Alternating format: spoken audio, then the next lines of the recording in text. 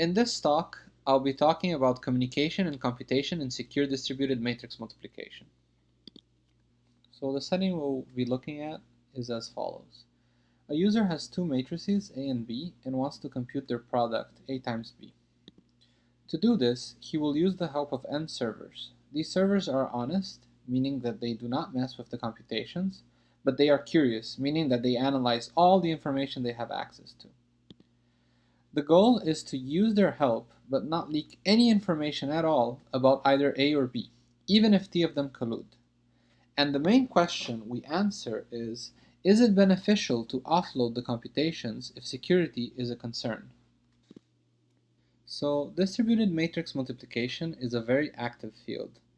A lot of work has been done on a related problem, that of mitigating stragglers, essentially servers which do not respond. The setting we are interested in was first proposed in this paper here, and since then lots of work has followed. The focus, however, has always been on communication costs. An existential issue was raised in this paper: why not perform the computations locally? Indeed, performing the computations locally is both secure and optimal from a communication perspective.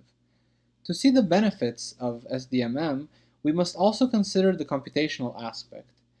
Can secure distributed matrix multiplication help the user obtain the computation faster than if he were to perform it locally? So our main result is characterizing a trade-off between the user and the server's computation. So consider A and B two-square matrices, and assume that the users take order of n to the omega to multiply them. So if he uses the standard matrix multiplication algorithm, omega is 3, and if he uses Strassen, for example, omega could be around 2.8. So what we'll do is we'll compare the time it takes for the user to do the computation locally, given by this dashed line in the figure, to the total time it takes to do it by outsourcing it using a GASP code, which is given by the purple line here. Here, total time means the full procedure: the user coding, the upload, the server computation, the download, and the user decoding. What we show is that there is a data splitting parameter, epsilon here, which controls how much the data is split before sending it to the servers. As epsilon grows and more data is split, the total time goes down until it hits a minimum. After that, the splitting data worsens the scheme. The reason for that is that the user encoding and decoding time starts to grow. At some point, this point here, it can even take more for the user to encode the matrices than to perform the computations locally. So if you take this epsilon larger than half here, GASP takes longer than just doing the computation locally. Thus, one must be very careful when setting the parameters for the SDMM scheme.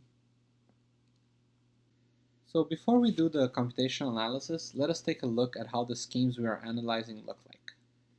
In this example, the user will use the help of 3 servers to calculate A times B. The user starts by generating random matrices R and S and defining these polynomials here, f of x equal to a plus rx and g of x equal to b plus sx. He then sends evaluations of these polynomials to the servers. So server 1 receives a plus r and a plus s.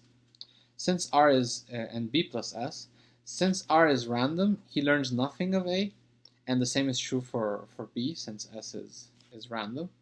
And the same holds for the other servers. R and S are random keys which secure A and B. Now if we consider the product of the polynomials, so this h here, which is f of x times g of x, the computation the user wants is a coefficient of h, is this h of 0 here. If the servers multiply the evaluations they receive, they are essentially calculating evaluations of h. So here server 1 multiplies f of 1 times g of 1, it's an h of 1 that he's calculating. Server 2 multiplies f of 2 times g of 2, it's the evaluation h of 2, and so on. And since h has degree 2, 3 evaluations are enough for the user to retrieve the whole polynomial and then interpolate h of 0, giving him the computation he wants. Notice, however, that the servers are each performing a computation of the same size as the original one. This does not speed up the total time. If the user performs the operation locally, he does a single matrix multiplication. But to use the help of the servers, the user must do the encoding and decoding, and the servers must do also a matrix multiplication of this size. So nothing is being saved in terms of time in this scheme.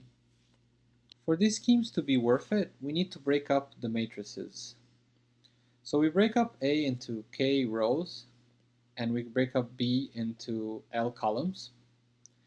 And the idea is that when we do that, if we find these small products, AI times Bj here, we can build up the big product that we want to find.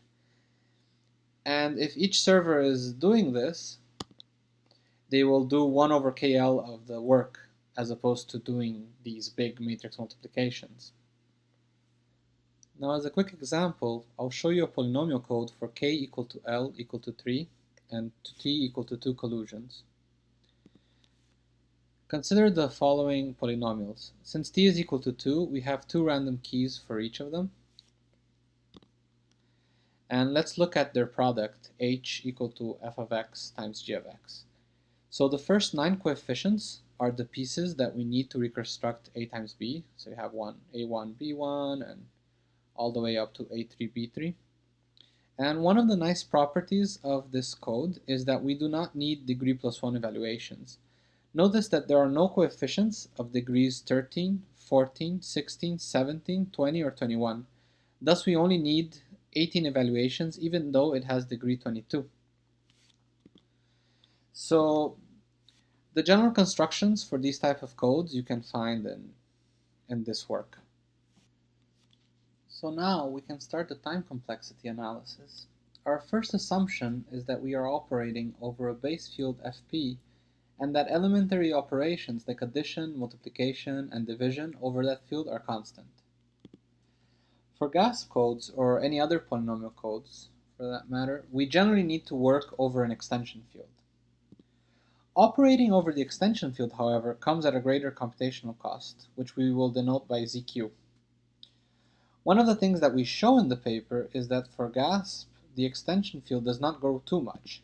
In fact, it grows polylogarithmically as a function of the matrix size. And the other complexity or basic complexity that we need to take into account is the transmission time. And we do the same thing. We assume that the transmission of a symbol from fp is going to take constant time, which is to just say that when the matrix grows, communicating a single symbol here doesn't change. There's no connection between the size of the matrix and this symbol communication time. And when we transmit a query symbol, so of fq, we're going to denote it by cq. And using the polynomial representation, cq is just going to be of the order of log of q. And so cq is also going to be of the order of zq, which is polylogarithmic. So these things are not going to be an issue for us. So we're ready to do the analysis now. So we consider square matrices, so the dimensions r, s, and t are all equal to n. We set the partitioning parameters k equal to L. We make them equal to a power of n. This power, epsilon, is the data splitting power parameter we spoke of before. It assumes values between 0, the case with no splitting, and 1, the case with maximum splitting. In this analysis, we consider the security parameter as a constant. This can be changed in a further analysis, but for this one, to simplify things, we'll just consider it a constant. And we also assume that the servers are using a matrix multiplication algorithm of order n to the omega. Under these assumptions, we get the following table. And this table shows the time complexity of each operation. The total time is the sum of all of these entries here. Notice that it is dominated by the maximum of either the work done by the user, which is this term here, or the work done by the server, this term here. Epsilon controls this trade-off. Small epsilon represents less work for the user and more for the server, and a large epsilon represents less work for the server but more for the user.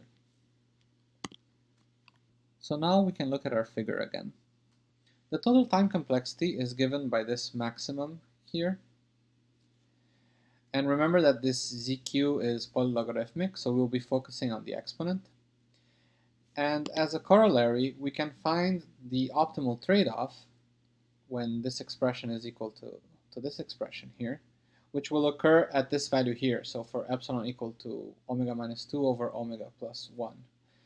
The figure shows what happens when we use the standard matrix multiplication algorithm with omega equal to 3. As epsilon increases, the offloading help speeds up the computation, achieving the best value at epsilon equal to 1/4. At this point, the total time has exponent 2.5 as opposed to 3, the exponent for the user doing the computation himself, which is shown here. For larger epsilon, the coding and decoding start to become more expensive, and at some moment, it costs more than just doing the computation locally. So it's when it crosses this dotted line here. So here we choose the best epsilon for each omega. If we use the standard algorithm with omega equal to 3 here, then the best total time complexity has exponent 2.5. If we use Strassen with omega 2.8, we get a complexity around 2.4. And using the best known algorithm now by Legal, with an omega of 2.3, we get a complexity around 2.2. There's an interesting diminishing returns going on here. If someone were to find an algorithm with omega equal to 2, for example, it would never be worth it to outsource, at least asymptotically, since you get a 2 here also. In practice, omega equal to 3 is mostly used, with some use of Strassen, but in general these improved omegas need matrices which are too large for now. So now I will discuss another result in our paper. As I said in the beginning of the talk, the first papers on SDMM focused on communication costs, more specifically the download cost. And what I'll show now is a result on why the download cost is a bad performance metric. If we focus on the download cost, then secure distributed matrix multiplication can be transformed into a private information retrieval problem. So the first step, the servers pre-compute all possible matrix multiplications. And then in the second step, the user uses a PIR scheme to retrieve the computation he is interested in. So here if you have two servers that don't talk to each other, this database here would be all the matrix multiplications, which are finite since we're working over some finite field, and the same thing here. And the user would do a PIR scheme, which generally involves sending a random query to one of them and then a random query plus something that he wants to the other one, and they send back an inner product with the database. So the queries are actually the size of the database, which is exponential in this case. So the upload here would be exponential, but the download is actually one symbol, which is a very good download rate. So that's why it would perform well as a download cost thing. Now these schemes, they perform much better than polynomial codes, but for the download cost. But the upload and computational costs are exponential. Indeed, it actually would take longer for the user to generate this exponential size query than just to do the computation himself. Just do the matrix multiplication is less expensive than generating this queue. So to summarize, we show that offloading computations can be beneficial, but we need to choose the right parameters. Offloading too much comes with coding and decoding costs, which sometimes can make it more costly than just doing the computation locally. We also showed that focusing on the download cost is bad, at least for the setting we considered here. A natural problem to consider is finding for which end does our asymptotic analysis apply in practice. Thank you all for watching.